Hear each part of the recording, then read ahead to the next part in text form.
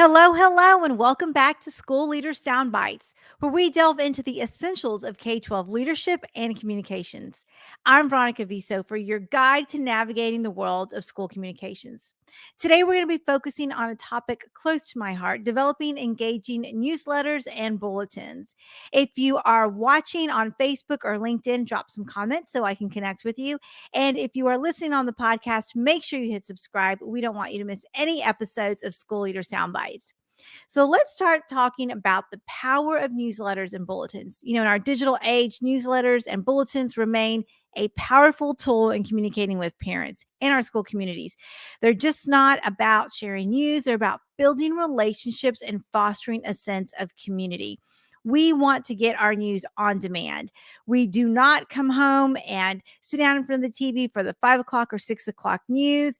And we're not directly going to websites to get information. We want that information in our inbox. We want it in our text messages. We want it where it is we are going. So the key is delivering a newsletter and content that appeals to the right audience in the way they want to be communicated to. In some recent data that was polled together from 18 to 19, that school year, 2018, 2019, school communication with parents was most commonly communicated through with school-wide newsletters. So that includes memos and emails. So 89% of parents reported for the 2018-19 school year that they got most of their information via newsletters. And that's the most recent information that we have. So it demonstrates how important it is to leverage your newsletters as a communications tool. Yes, they still want to receive text messages. Yes, they still want to receive information in the school folders that come in, especially at the elementary school level.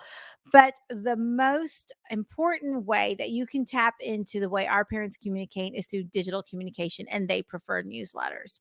So let's think about this. Let's think about what a well-crafted newsletter can do to turn passive readers into active community members. We want to transition from them just reading our information to doing something with it. That's what we call engagement, and that's why it's relevant. In other words, parents and our readers want to know what's in it for them. How is this going to help them? How is it going to help them with their students, with the community as a whole? How is this going to help them support what's happening in their classrooms, on their campuses, and in their community? Homeowners without students in our schools are just as important. So how are we leveraging newsletters to communicate with that group of people? Let's talk about how that content can really engage them and how we can start driving ambassadorship. So there's a couple of things we're going to talk about today. We're going to talk about knowing your audience, knowing how to connect our content to them. In other words, content variety. We're going to talk about visual appeal and why that's important, consistency, and then interactive elements. Those are all going to be really important.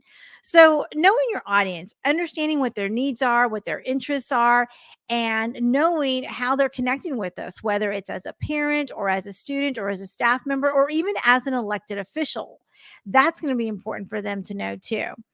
And then making sure that there's a variety of content, mixing it up with interviews, with successful stories, with upcoming events. Calendars are important. Having helpful resources, having links, having videos, driving them to other places. Anytime you can boast that SEO or really make a difference in what's happening in your search engine optimization process is going to be important. So make sure you're tapping into those resources.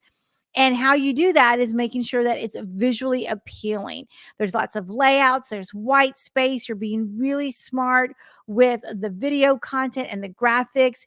Infographics stand out. Having those pull out quotes are important. Nobody wants to sit and just read line after line after line of content. We need to make sure that it's visually appealing.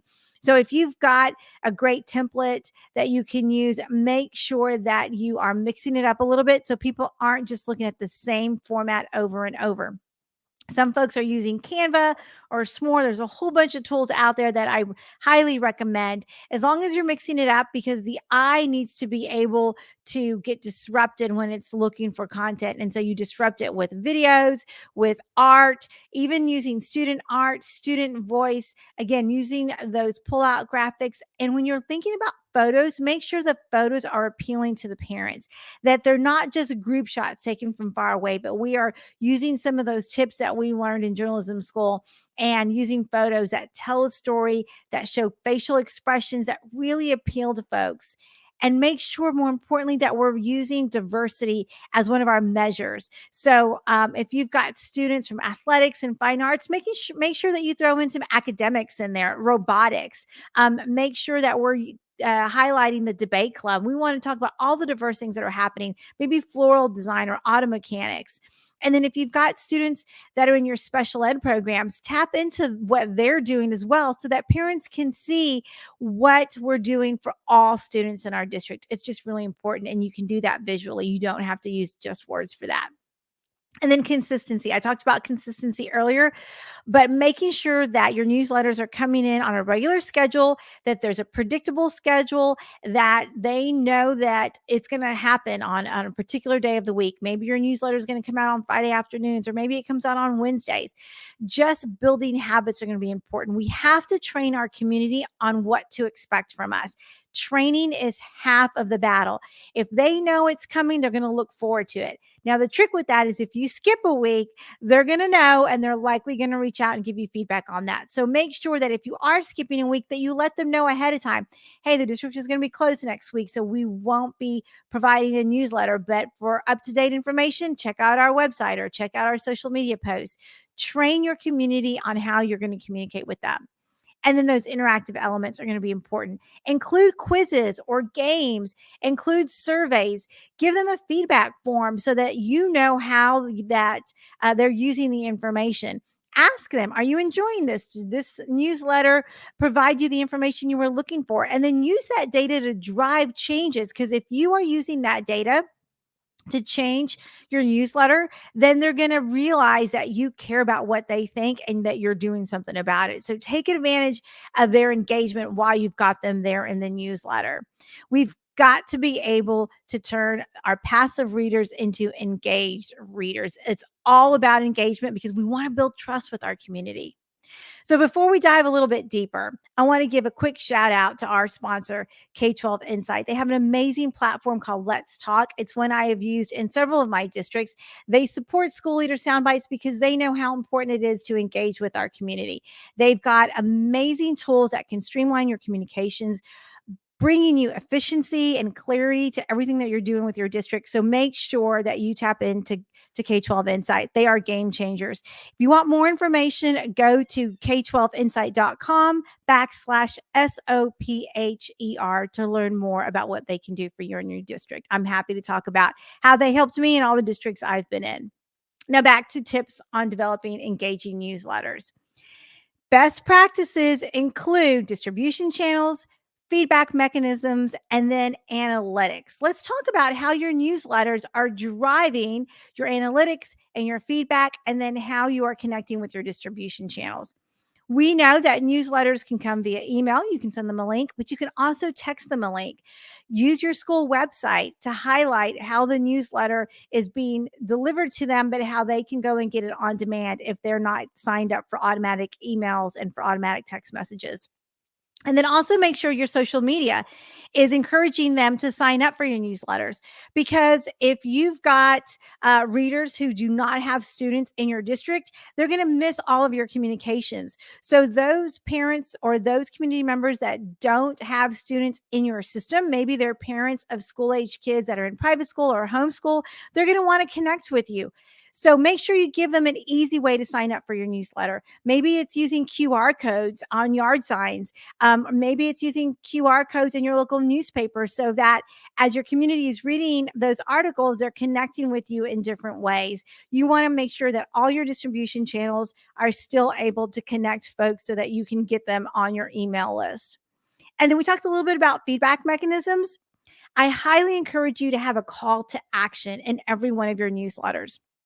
A call to action simply means that you are asking them to do something with this information, like click here, give us feedback, share this newsletter with someone. And it's really important to track this data. Analytics can really drive and improve the messaging that you're creating. Track your open rates. Know how long they're staying on your newsletter page. Are they clicking through on all of them? Are they just watching your videos? This will actually give you a lot of information on how this particular group of people is using your newsletters. And this is going to be important as you think about election season. A lot of school districts across the country are going to have elections at different times of year, not just in November, but they may have them in May, or maybe they may have off cycle elections. But as those folks are going to the polls, you're going to want to drive information to them. And if you've got a strong newsletter email list, then you're going to be able to communicate with them in the times that you want to communicate. That's why it's important to also have different email lists for maybe elected officials so that you can keep them informed of what's happening in your district, especially as you think about the legislative sessions happening in your particular state. So tap into them. Another tip that I have for you is making sure that they are all branded. All your newsletters need to be branded, whether they're school campus newsletters or district newsletters. So when I think about how I've used newsletters in the districts that I've been in, I have oftentimes used them as a marketing tool, and that's been really successful. So when I have used newsletters as a marketing tool, I've made sure that I had different distribution channels. So I had a list of parents who were in our district with school age children that were not enrolled in my school district, and I had those email lists. I also had a list of folks who used to be in our district, so they know a little bit about us, but they've maybe chosen an online school or were homeschooling. And then I had a list of what I would consider those 65 and older, but they weren't necessarily 65 and older. There were folks who qualified for our gold card, which in the districts that I've been in was a program for our community over a certain age to come into the district, provide us their contact information, and then have a card issued to them that gave them free admission at all athletic events and fine arts activities. So when we put together a newsletter just for them, I usually did it quarterly. I highlighted whatever they were interested in, whether it was fine arts or athletics. And then I also invited them to connect with us in a lot of different ways. And that was really successful. So when I got them to engage with us, we were able to tap into them, know who those people were, see how long they were on our website or in our newsletter, and then drive more information to them as election season came. So that's another way to really connect with them. And that was a key insight for my teams as we thought about different projects that we were investing in, especially in the communications space. So make sure that you share your videos with them, you share testimonials, you share great photos and great successes.